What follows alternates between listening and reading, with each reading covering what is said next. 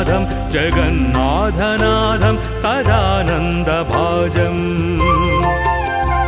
प्रभुं प्राणनाथं विभुं विश्वनाथं जगन्नाथनाथं सदानन्दभाजम्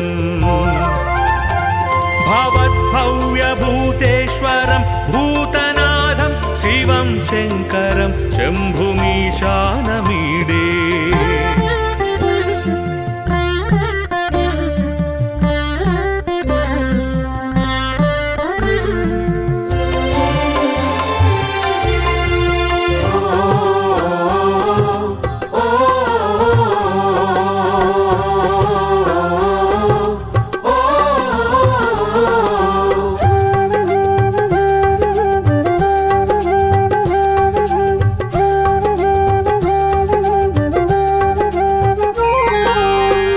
सदा शिव शंभो शंकर शिवलीललु अति मधुरम् हर हर अंटू विंटे चालु मुक्तिकी अदि सोपानम्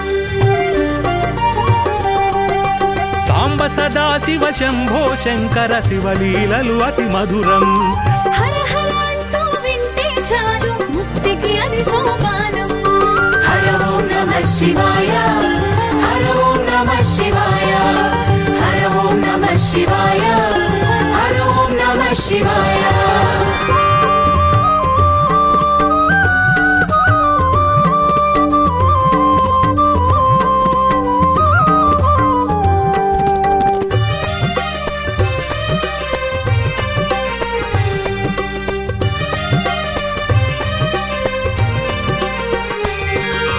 చేరలేని కైలాస పర్వతము ఇల్లై వెలిగే శివుడు కోరి భక్తులను బ్రోవలోకమున అంతా కొలువైనాడు వెండి కొండపై దివ్య తేజమున నిండు రూపమున శివుడు పూజలందుకొన లింగ రూపమున గుళ్ళలోన వెలిసాడు హర ఓం నమః శివాయ హర ఓం నమః శివాయ హర ఓం నమః శివాయ హర ఓం నమః శివాయ శ్రీ గురుభ్యో నమః. శ్రీ పార్వతి త్రిపురాంబ సమేత త్రిపురాంతకేశ్వర స్వామి దేవస్థానం త్రిపురాంతకం. ఈ దేవాలయము ప్రపంచంలోనే శ్రీచక్ర ఆధారిత నిర్మాణమైన ఏకైక శివాలయం త్రిపురాంతకం. ఈ దేవాలయము రాక్షస నిర్మించమని చెప్తుంటారు. ఈ త్రిపురాసుర సంహారము ప్రదేశం ఇది. ఈ కొండ పేరు కుమారగిరి. కుమారగిరి అనగా స్కందగిరి కుమారగిరి అంటుంటారు. కుమారస్వామి తపస్సు చేసిన ప్రదేశమే త్రిపురాంతక మహాక్షేత్రము. త్రిపురాసురుని రాక్షసుని హంతం చేశాడు కాబట్టి త్రిపుర హంతకము నామకరణాలు. హంతం చేసిన స్వామి త్రిపుర హంతకుడుగా ఈ క్షేత్రంలో వెలిశాడనమాట.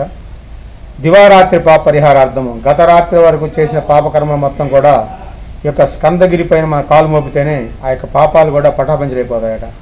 అందుకు కాబట్టి క్షేత్రంలో ఎక్కువ ప్రదక్షిణాలకే ప్రాముఖ్యత ఉంటుందన్నమాట. ఈ క్షేత్రంలో స్వామివారికి ఈ క్షేత్రంలో తూర్పు ప్రవేశం నిషిద్ధము, నైరుతి ప్రవేశము.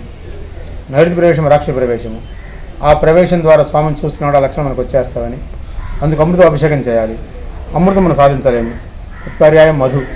అమృతం సమానమైన తేనె కాబట్టి తేనాభిషేకం చేసి తేనె తీర్థంగా వేస్తారు క్షేత్రంలో. ప్రపంచంలో మనం ఏ శివాలయానికి వెళ్ళినా ఈ స్వామి పేరు చెప్పవలసింది. ఎందుకనగా నమస్తే అస్తు భగవన్ విశ్వేశ్వరాయ మహాదేవాయ త్రయంబకాయ త్రిపురాంతకాయ.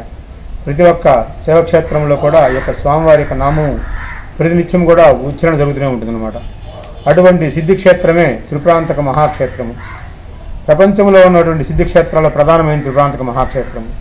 ఈ దేవాలయము శ్రీచక్ర ఆధారమైన దేవాలయం అన్నమాట. ప్రపంచంలో అన్ని దేవాలయాలు కూడా చతురస్రము దీర్ఘచతురస్రంగా ఉంటాయి ఆలయాలు. ఈ క్షేత్రం మాత్రమే కోణాకారంలో ఉంటుందన్నమాట. ప్రపంచంలో ఒక్కొక్కటే ఈ యొక్క త్రిపురాంతక మహాక్షేత్రము. ఈ క్షేత్రాన్ని జీవితంలో ఒక్కసారైనా సందర్శించండి. ఈ యొక్క కుమారగిరిపై కాలు మోపి దివారాత్రి గత రాత్రి వరకు చేసిన పాపకర్మ మొత్తం కూడా తొలగించుకుంటారని ప్రతీతి అనమాట. ఈ క్షేత్రానికి ఉన్నటువంటి వైభవం అంతా అని చెప్తే తని తీరేది కాదు. ప్రతిరోజు కూడా 130 గోవుల యొక్క ఆవు పాలతోటి ఈ క్షేత్రంలో అభిషేకం చేయడం మనకు శాసనాధారము. అలాగనే పుట్టెడు బియ్యం అనగా 9 బస్తాల ధాన్యంతో ప్రతినిత్యం కూడా నివేదన జరిగినట్టు శాసనాధారం మనకి క్షేత్రంలో. అటువంటి వైభవంగా క్షేత్రమే త్రిపురాంతక మహాక్షేత్రము.